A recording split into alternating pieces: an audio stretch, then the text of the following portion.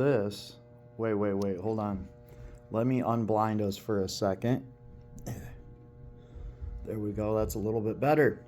This is my VOTATU dual beam stingray setup. Yeah, you guys like that name? I ripped that off of all the other lights that I see flooding the market, where they effectively have two lights, but they're essentially going to one battery body. So you kind of just get half-ass light, but twice as much of it. It's kind of a math thing. And when I was online shopping for another one of these, I saw the opportunity to run two of them, and I actually thought it would look pretty nifty on this rifle. It's also extremely important for a dirty civilian to have nice, clean, white light, as much of it as they can possibly get. Target identification is huge. So for a civilian rifle, like, I can see why they're making lights with dual heads. The problem is, like I said, you are sharing one battery for the most part. And that is, battery's an issue that these will technically run into as well. But I think that if you have two of them, you can get around that problem. So it effectively complements this design very well to have two of these. Also, I would like to know, there is a better way to do this. This is the way that I did this, by buying another one of these. But they have come out with one of these that, instead of having these push buttons back here, it has a cord, and that goes to a pressure pad. So you could effectively run your cord, the bottom of the rail up here, and you could put your button for this light on this side of the rail. So you would have control over both lights with your offhand right here, and you'd be able to control all of your lights from your gripping position. Now, they just started making these with the cord and button control, and I'm actually excited about that, because that model looks like it would be even easier to waterproof than these guys. And if you've been around the channel, you've probably already seen me drop two videos where I'm dunking these lights into a bucket of water and completely getting them submerged. The light never flickered, the laser never turned off, they stayed on the whole time.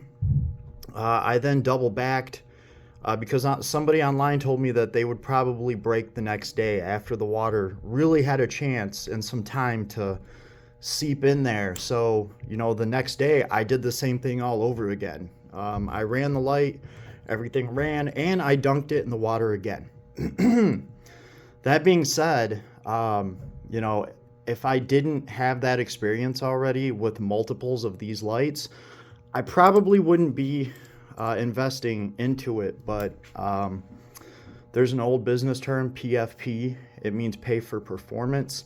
Well, I see these things performing, so I'm gonna buy into them, right? They've already done me good in the past. I've done lots of testing on these lights on this channel, and I think it's just a great system overall. First of all, there's not a bunch of options on here. You're getting 1600 lumens per light on high. That's what you get. There's no low, there's no medium, and that's perfectly fine by me. You also get a nice size battery. These have a big battery in them. The battery could be bigger, the light could be bigger for how much power you're getting out of these. As a result, I think these lights are just small enough to get away with this. If I got the classical rail-mounted flashlights, they'd be a lot bigger, they'd be sticking out more.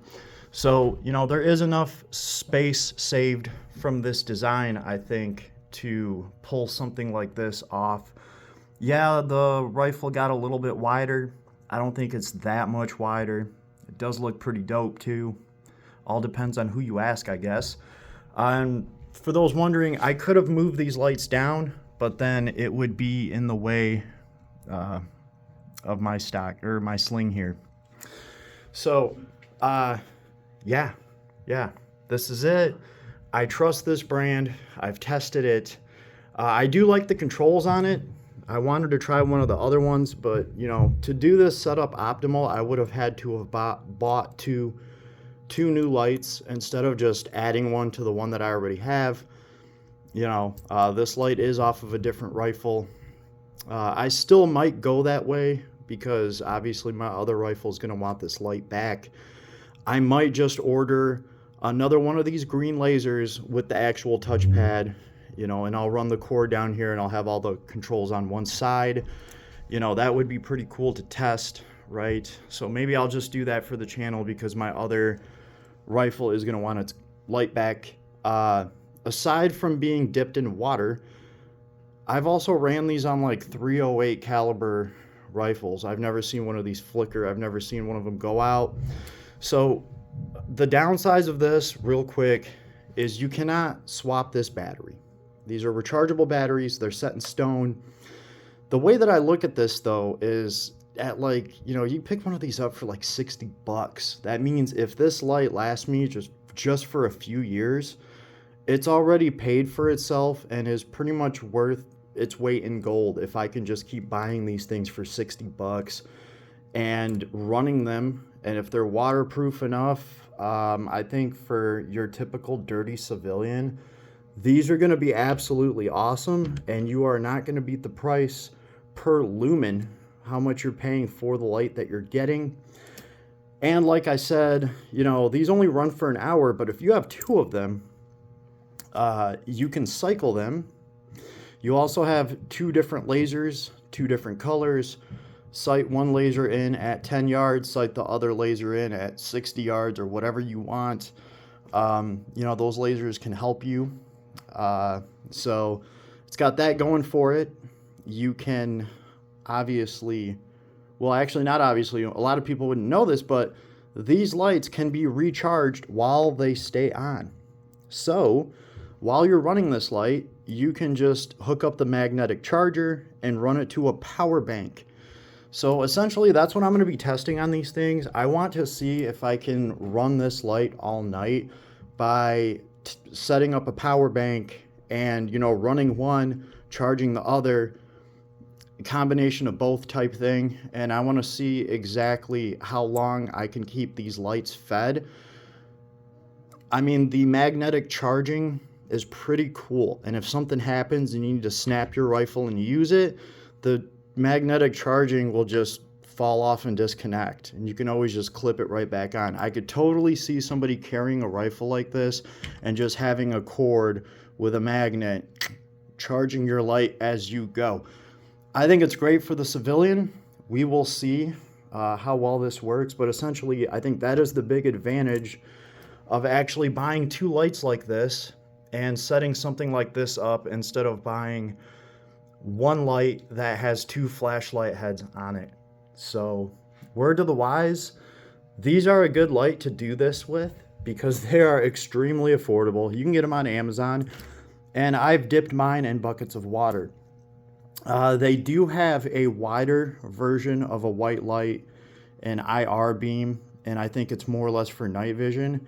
I was told that that one's not waterproof, and I think it's because of the little turn switch that's on it. You can see how water would be able to get in there. But as far as these right here, the M9LG, mine have all been waterproof. The laser that I have is in this design. It's been waterproof. I wouldn't want to drop this to the bottom of the ocean, but I can go out in the rain, in the heavy rain. I can go out in a monsoon with these, and I'm sure that they will work, right? Because I've had them completely underwater. So because of that, I can recommend these. The ease of charging is just awesome. All of them obviously are going to take the same charging cable. So by buying two of these, you're just going to have more of those charging cables to go around. And we will see what a power bank can do, because I honestly think I'll just be able to run a power bank and drain that thing before I actually use all the battery in here.